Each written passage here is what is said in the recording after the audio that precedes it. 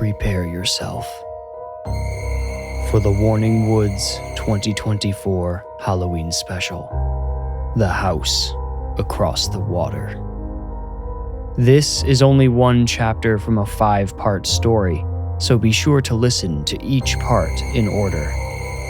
A new chapter will be released each day until the story reaches its harrowing conclusion at the dawn of Halloween.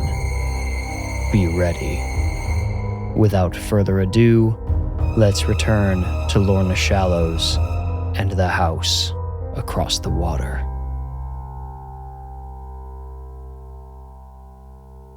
A man named Harry helped me explore the house's past, the horrors and the tragedy that made the evil last. There's something in the attic, and Harry thought he knew.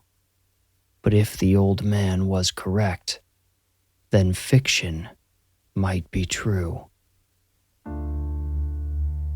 By day 3 of our vacation, Mom and Dad were fed up with Claire sitting in her room by herself. To force her out of the house, they assigned us a task. There's a convenience store down by the marina, Mom told us that morning. We need more eggs, probably a couple more bags of chips, and some lunch meat if they have it, tuna if they don't. Why can't Ty just go by himself? He could just take his friend, Claire whined. Dad said, because the two of you need to spend some time together, and you, he pointed at Claire, need to get out and enjoy this place. They bickered more, but Claire won no ground. My parents had made up their minds. It's gonna take forever to walk all the way to the marina, Claire whined. We had barely left the driveway. Maybe we can borrow a couple of Brett's bikes, I offered. Hold on. I ran ahead of Claire to knock on Brett's door. His mom answered. She looked unhappy to see me, and I guessed Brett told her about our brush with Nico Craw the day before. Polite as I could be, I said, "We're going to the store. Can Brett please come?" Harry's? Brett's mom interrogated. Maybe? It's down by the marina, I said. Brett's mom called through the house for Brett, then turned back to me and said, "Stay away from that old house from now on, got it? Don't go near it again. And don't you ever let my son go near it either." "Don't worry, I won't," I replied, looking at my shoes. Brett came to the door, and his mom left us alone. I asked if he wanted to go to the store with us and if we could use his bikes to get there. He gave me the same one I rode the day before and let Claire pick one out when she finally caught up, and the three of us pedaled away. We soon rode past Nico's house. I tried not to look at it, even when Claire pointed to it and asked if that was where the creep lived. Brett sped ahead, and I scolded Claire for pointing. However, I could not pass by without glancing once to see if Nico was watching us from inside. The windows were too dusty. I could not tell. We made it to the convenience store in good time. It faced the marina from the other side of the road. The roof slanted up in front like I'd seen on diners in old movies. A faded sign above the door read, Harry's. Inside, 5 or 6 aisles ran from the back of the store to the front counter, so the watchful old clerk could easily keep an eye on suspicious characters like us. Brett helped us gather what we needed, and we met at the front counter. The clerk, a wind-worn man with skin like the cover of a storybook, eyed us all curiously as he slid our items toward the register. "Hi, Harry," said Brett. "Hey, Brett," the old clerk replied. To me, Brett said, "This is Harry. He's the guy I sell bikes to sometimes." "Your parents had enough of you, huh?" Harry asked us. I could tell he meant this question in good fun. The memories of his own youthful days glimmered behind his eyes. "No, well, kind of," I bashfully replied. Harry began calculating our total on a notepad. As we waited, the bell above the door jingled, signaling the entrance of another customer. I, too busy eyeing the shelves of candy below the counter, did not turn to look at whoever came in, until I heard Claire mutter, "Check out this weirdo." Curious, I turned. So did Brett. Somehow, I knew before I saw him who had entered. Now dressed in a black trench coat and slacks and wearing dirty black boots, Nico looked like the villain from a detective novel. He paused at the back of the store and scanned the aisles as if choosing where to start. I ducked to avoid being seen. Just a second, I forgot to grab something, I said. I slipped into an aisle out of Nico's view. Brett followed me. So did Harry's watchful eyes. Claire stayed by the counter, observing us with disdainful curiosity. Nico shopped quickly, soon making his way to the register. Brett and I crouched to remain hidden as he took his place in line behind Claire with an armful of goods. There, he turned his back to the counter and continued to scan the aisles. "Your total is $10.72, Harry informed Claire. "Tyson, you have the money," she sang across the store. I stayed put. Harry turned to Nico and said, "How about I help you real quick, sir? We'll give these kids a moment to sort out their payment." He glanced in Brett and I's direction with the stoic eyes of a guardian. Nico stepped forward and set his goods on the counter. "You find everything okay?" Harry asked. Without meeting his eyes, Nico said, "Oh, yes, thank you." Having set his items down again, he turned back to face the store and, again, scanned. "Are you sure there's nothing else I can help you find?" Harry asked, his voice drenched in suspicion. Nico looked startled at being called out and turned back to the counter. Brett and I, crouched behind a vertical display box of gigantic Slim Jims, watched all of this through a narrow slit in the display. I saw Claire standing uneasily beside Nico and wished I could say something to her. Why hadn't she just followed our lead? Well, because she had not seen Nico's fox-like smile before. She had not looked into his cold blue eyes and felt trapped by them yet. Harry said, $12.53. Cash?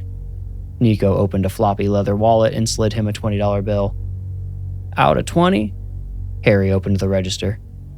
He thumbed a few quick bills out of the till, dashed a handful of coins into his palm, and handed the change to Nico. It took Nico a moment to notice because he had already started looking for us again. A moment longer and he might have detected us, but Harry cleared his throat and Nico finally noticed the offered change. He shoved the loose cash into his wallet, stuffed that in his pocket, and, almost forgetting his purchases on the counter, left in a huff. Brett and I pivoted into the aisle to stay out of his sight. After the doorbell faded, Harry asked, "Why you boys frightened of Mr. Craw there?" We returned to the counter, where Brett played dumb, but I recognized something trustworthy in Harry's warm, knowing eyes. I said, "We met him yesterday, and he seemed, You went and checked out his house, did you?" asked the knowing clerk, and we nodded. To Brett, he said, "You been around here long enough. Don't you know the stories about that place?"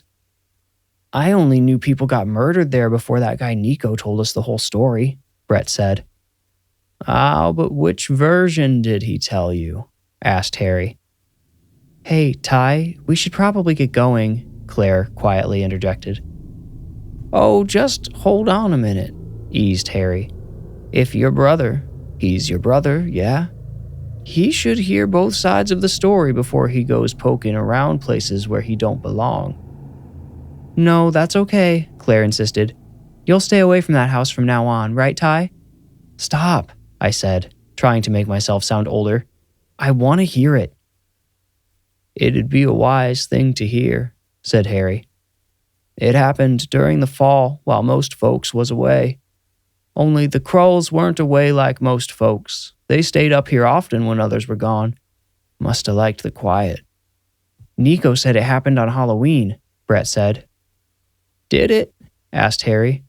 I thought he was asking one of us, but I realized he was checking his own memory. Well, I can't say I remember it happening that way, but that don't mean it didn't. The particular date isn't that important, though.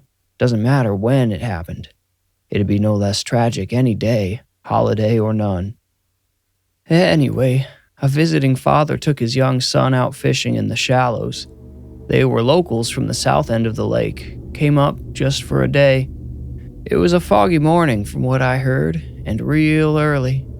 As the sun rose and the fog started to clear, the father realized they'd drifted over by somebody's dock.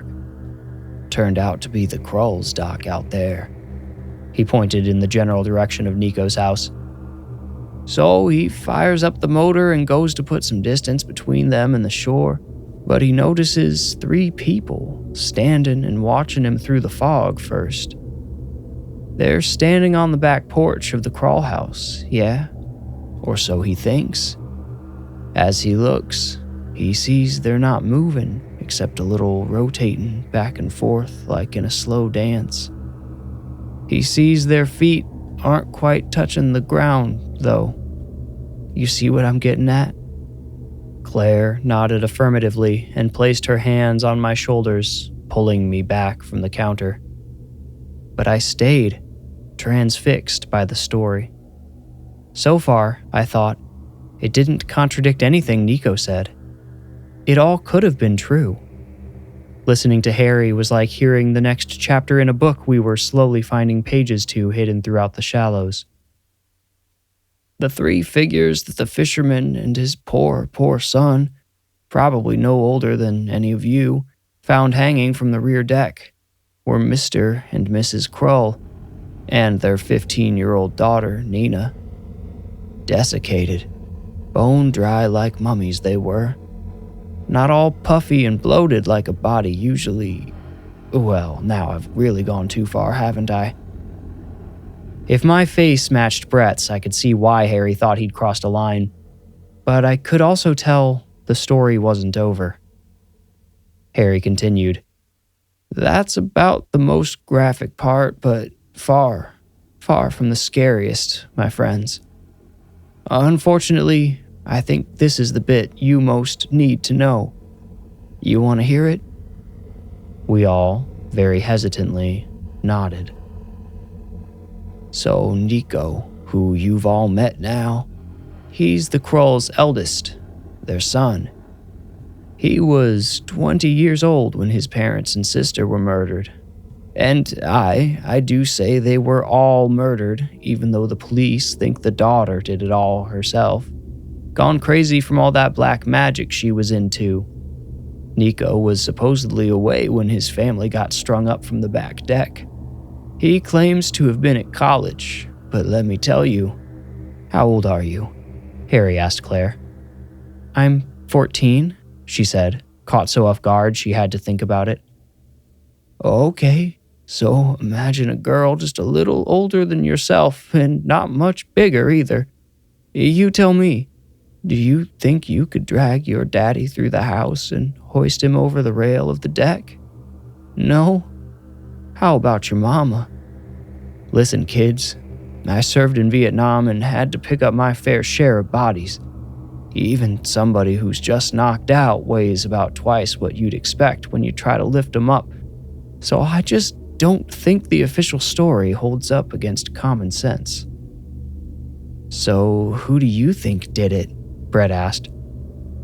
Harry folded his hands together and leaned forward on his elbows.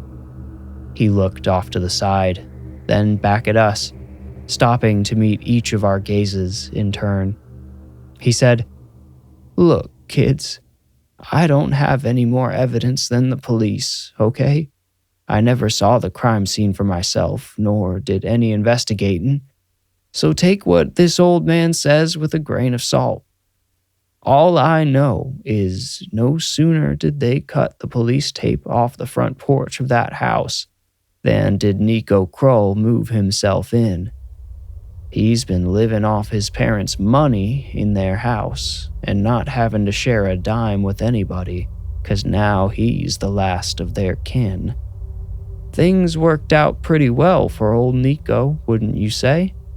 He's done nothing but let that house go to rot ever since. I don't know how he gets away with it. No one around here trusts him. No one likes him. Maybe the HOA's afraid to step in. Maybe they're worried they'll end up hanging off of their own porches.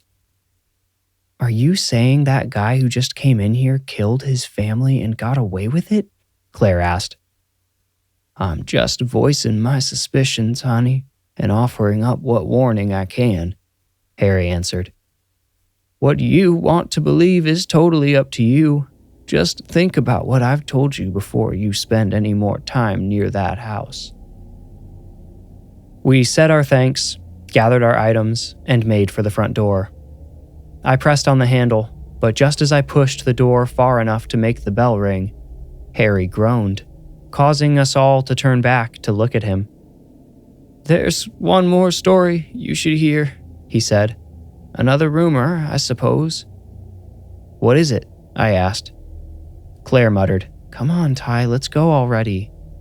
Harry said, Some folks suspect they know why Nico Craw stays around here, and if he did kill his family, why he did it. Or rather, who he did it for. He now had all of our attention again. I don't suppose your parents talk much about the drownings we're plagued with out here. You might have heard, have you, son? He asked specifically of Brett. I've heard of visitors drowning, yeah, Brett answered. Don't they just get drunk and fall off boats and stuff? The children? Harry asked. Wait, kids drown? Brett asked back. All the time, Harry repeated, airily. That ain't a normal thing, is it? So many drownings in an area with so few people. A lot of folks, they don't think Nico Craw's done killing. No, they say Nico Craw serves something evil. Some say, maybe, it's a vampire.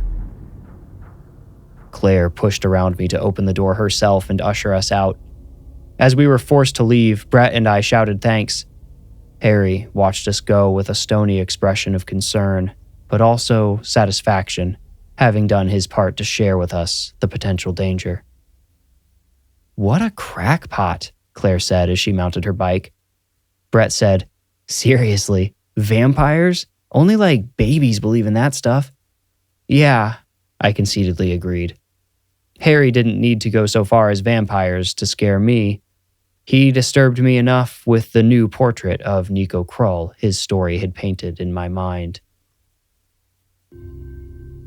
Like the previous 2 nights, I turned out my lights and stood at my bedroom window, looking out across the water at the Craw house. Each night it appeared larger, more dominant on the opposite shore. Perhaps the new information I kept gathering each day could be blamed for the illusion. I took out my binoculars and sat on my knees on the windowsill. I focused the lenses, zoomed as far as I could without blurring the image, and searched for hints about Nico's secret life, or, admittedly, any evidence of vampires. I scanned the 8 windows on the back, half expecting to find Nico staring back at me, but he must have been shut up in another part of the house. I shifted my position on the seat to get more comfortable. When I put my eyes back to the binoculars, they were pointed at Nico's dock. I slowly raised them, trying to find the window again. On the way up, I caught sight of something that made me drop the binoculars and cower under the sill. Hanging from Nico's crumbling rear deck were 3 desiccated figures, 2 women and 1 man. Their faces, though I could only glimpse them for a second, were nothing but leather-bound skulls. Their eyes, lips, and noses had either rotted away or been pecked off by birds. Their clothes hung from their shrunken frames in rags, and their bare feet swung just a foot or 2 off the ground. The 2 females' long black hair fluttered and twisted in the breeze as all 3 bodies rotated back and forth. When I composed myself enough to look again, I saw there were no hanging figures twisting in the wind after all. I was relieved to know I had only perceived them in my imagination. I closed the curtain and scampered up to my bed. There, I lay awake for hours, knowing for certain only nightmares awaited me in my sleep.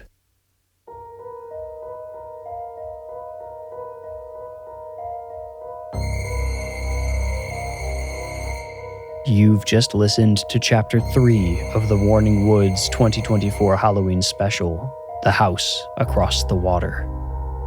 A new chapter will be released each day until October 31st, Halloween. Subscribe to this channel or follow this podcast to be notified when each new chapter is released. If you're listening to this in the future, well, then find Chapter 4. We are only just beginning to uncover the secrets lurking in Lorna Shallows. Stay tuned.